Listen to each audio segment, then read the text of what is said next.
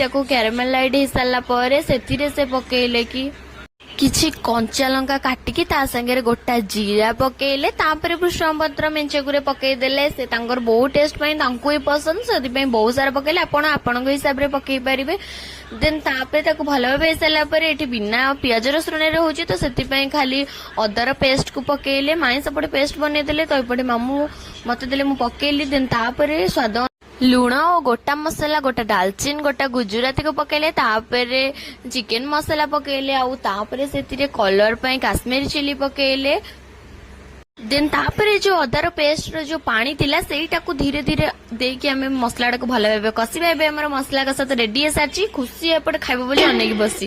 ଦେନ୍ ତାପରେ ମସଲା କଷା ହେଇସାରିଲା ପରେ ଆଳୁ ମଟର ଯୋଉ ସିଝା ହେଇକି ରଖା ହେଇଥିଲା ତାକୁ ପକେଇଦେବା। ତାପରେ ପାଣି ଦେଇ କିଛି ସମୟ ଫୁଟିବାକୁ ଛାଡ଼ିଦେବା। ସେ ପୁରା ଫୁଟି ହେଇସାରିଲା ପରେ ଆମର ତରକାରୀ ପୁରା ଏବେ ରେଡି ହେଇସାରିଛି। ତ ମୁଁ ତ ଚାଲିଲି ଗରମା ଗରମ ମଟର ଆଳୁ ତରକାରୀ ସହିତ ପିଠାର